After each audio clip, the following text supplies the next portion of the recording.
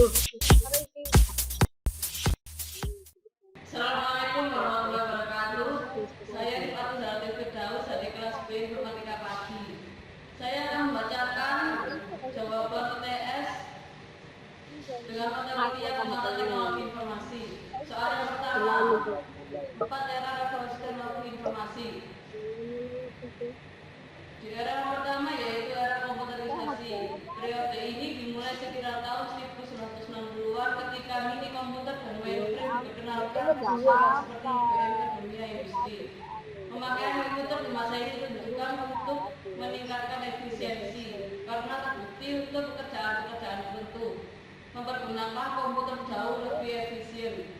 Keperluan organisasi yang paling banyak ini dalam komputer pada saat itu adalah untuk administrasi back office terutama yang berhubungan dengan akuntansi atau keuangan. Yang kedua, yakni era teknologi informasi. Di awal tahun 1970-an, teknologi PC atau personal komputer mulai diperkenalkan sebagai alternatif pengganti mini komputer. Penggunaan komputer di perusahaan tidak hanya untuk meningkatkan efisiensi, namun lebih jauh untuk mendukung terjadinya proses kerja yang lebih efektif. Di era kedua ini, setiap individu di organisasi dapat memanfaatkan kecanggihan komputer seperti untuk mengolah database, spreadsheet, maupun data processing.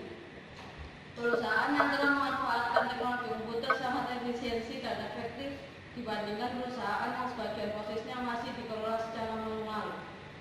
Yang era ini telah komputer memasuki babak barunya, yaitu sebagai suatu fasilitas yang dapat memberikan keuntungan kompetitif bagi perusahaan, terutama yang bergerak di bidang pelayanan atau jasa.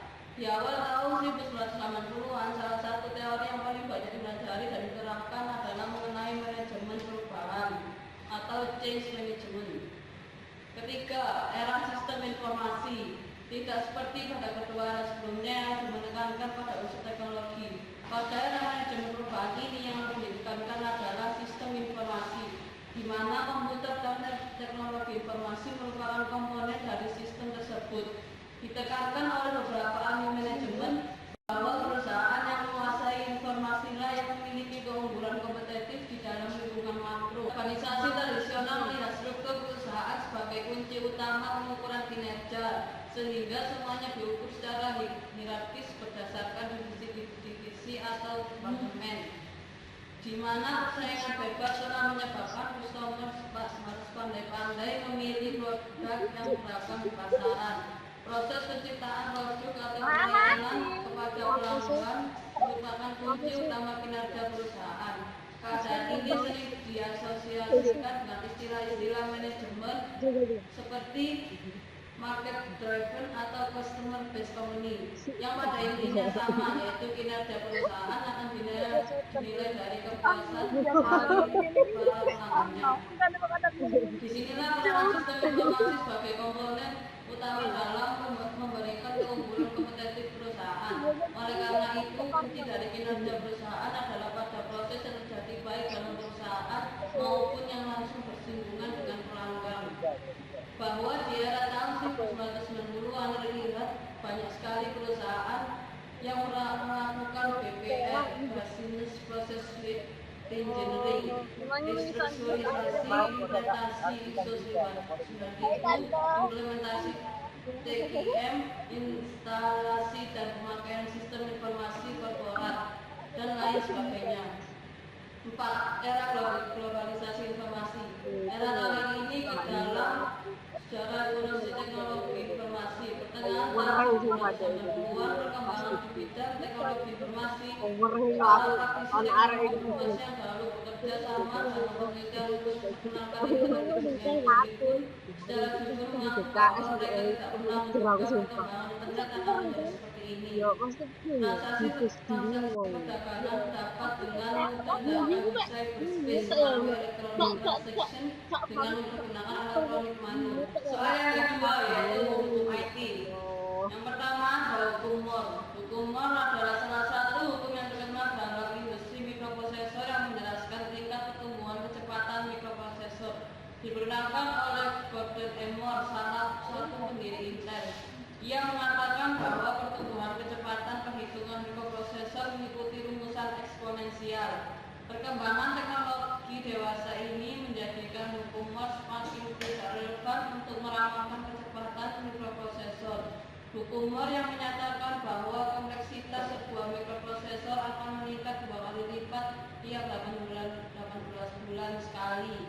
Sekarang semakin dekat ke arah jenuh. Hal ini semakin nyata setelah Intel secara resmi memulai arsitektur prosesornya dengan kode Neuron. Saat ini hukum Moore telah dijadikan target dan tujuan yang ingin dicapai dalam pengembangan industri semikonduktor. Secara tidak langsung, hukum Moore menjadi umpan balik untuk mengendalikan laju peningkatan jumlah transistor pada keping C. Hukum Moore telah mengendalikan semua orang untuk sama-sama mengembangkan prosesor. Kedua, hukum Metcalfe. Hukum Metcalfe ini salah satu teori yang telah mendukung keunggulan bisnis pemasaran jaringan. Hukum Metcalfe dicetuskan oleh Robert Metcalfe yang merupakan pencipta Ethernet Protocol untuk komunikasi antar komputer dalam suatu jaringan. Bunyi hukum Metcalfe adalah nilai ekonomis sebuah jaringan sama dengan jumlah pengguna kuadrat.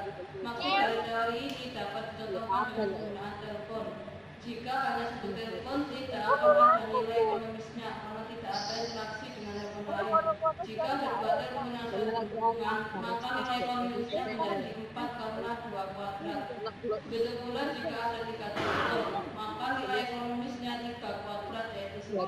Implikasi dari hukum tersebut yaitu tentang akses informasi semakin mudah, cepat, dan murah.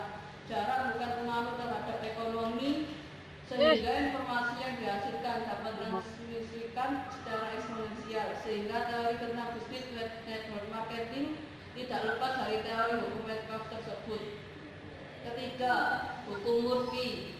Hukum Murphy yang dilakukan oleh Edward Murphy merupakan adagium yang intinya 1. Jika ada sesuatu yang berpotensi salah, maka itu akan menjadi salah. 2. Semuanya akan makhluk lebih lama dari seharusnya. 3. Tidak ada sesederhana yang terlihat. Sekian dari jawaban saya. Terima kasih. Wassalamualaikum warahmatullahi wabarakatuh.